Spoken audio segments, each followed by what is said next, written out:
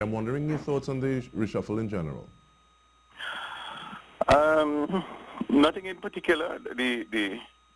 At this point in time, the Prime Minister would have assessed his cabinet and he would have decided that he wanted to focus a little bit on possibly the three major areas that are certainly important to the population in the delivery of services, works and infrastructure is a delivery ministry. Energy certainly has had its challenges and continues in this environment, and more so over the next year. I think it is critical because there are lots of negotiations that need to happen, and you really need to get those moving very quickly. And of course, the whole question of the reform of local government is also delivery. So I think that insofar as that is concerned, he decided that this was the team that he wanted to move forward with. And from that perspective, I think we wait and see how they would respond. Right. We've had some analysts saying that as opposed to just getting results and results that benefit the country in general, some of these moves were meant to ensure greater success at the polls for local government elections. What do you say to that? Well, you have to understand the objective of politics, and the real reason why you're involved in politics is to win elections. And therefore, any move that you make should really be focused on winning elections, because that's the purpose. That's the reason that you exist. That's the primary purpose, because if you do not win elections, you can't do anything else. And inherent in you winning an election is your ability to control the resources of the society in such a way that you improve the quality of people's lives, which is the promise that you have made to them. So I think the premise that whatever is done is not political is really not consistent with the objects of the organization and the political process. So I think that anything that you do, anything that you say, anything that you are engaged in, at the back of that engagement or at the back of that discussion is the objective of ensuring that you get sufficient individuals to be in favor of your action so that they support you in political office. That's the purpose of a political party. And with regard to that political bent, I'm wondering about your thoughts on, we have Kamla Prasad-Basesa saying there are no improvements. The leader of the COP, Dr. Mahabir, he's saying that not suitable for ministerial portfolios. Some of them are not even suitable for cabinet, and they've been saying that from jump. So how does that factor into the political gamesmanship in addition to whatever else is on? Well, quite frankly, it doesn't. But more than that, that is what they are supposed to do, because while if the government will get positives as a result of the moves, how in politics do you deal with that? Well, in politics, you negate it. So you try to do two things. You try to turn whatever positives there are into negatives, or wherever there's a benefit, you try to neutralize it. That's the political system. So I would be very surprised if I heard comments other than the ones that you've just described coming from those who are on the other side. And it's both ways. That's the system. With regard to the negotiations that you spoke about, as they are going to be dealt with by the Energy Ministry, what are some of the key things that we want the minister going into the position who now has a portfolio to be working towards?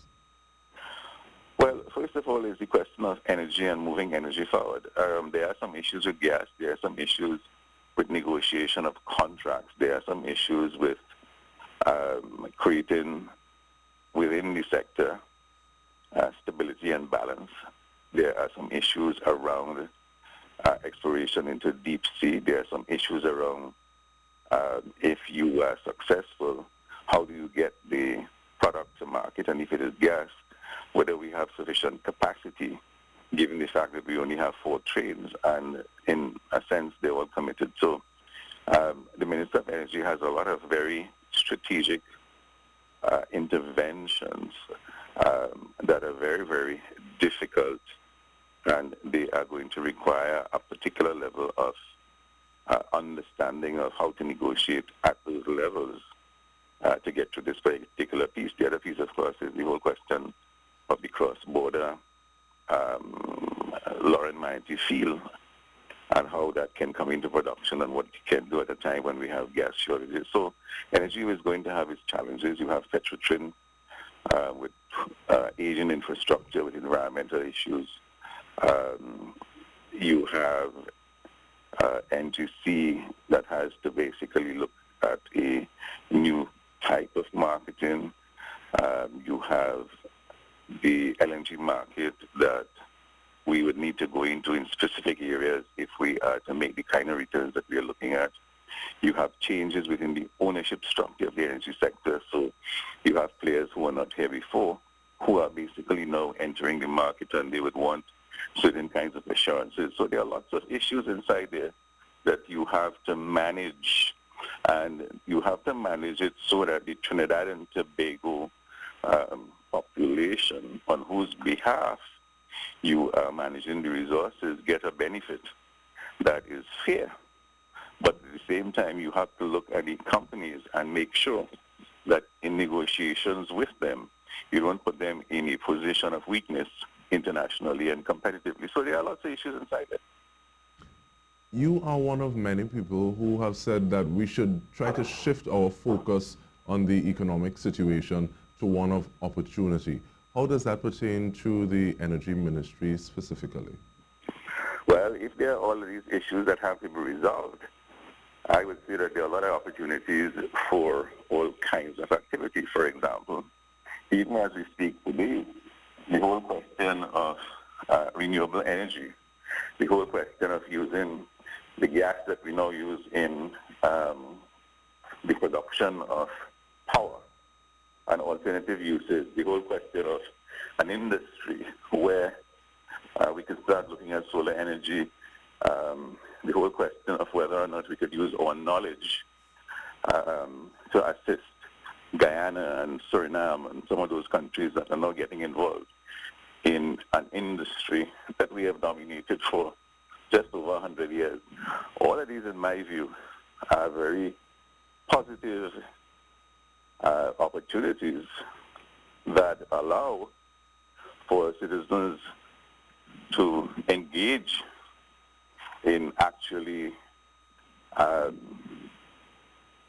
getting into activity that creates for them significant opportunities. So I think that I like the point you raise of using our knowledge and leveraging our knowledge to actually bring revenue back. But how do we do that as companies and bodies as opposed to individuals who in the main find themselves going and becoming expats?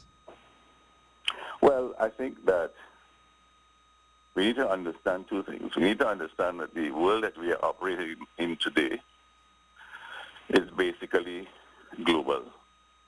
With technology, there are a lot of things that we can do. And I think that there is a group in the society that understands that and are basically operating like that. So, for example, there are many of us who have relationships all over the world, and we can actually leverage them using technology and get paid for so doing.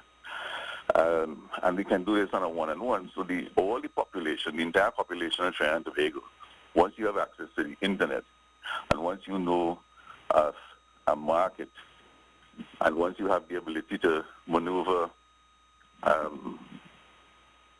through cyberspace, and you have the necessary instruments in place, there's a lot that you can do with limited resources.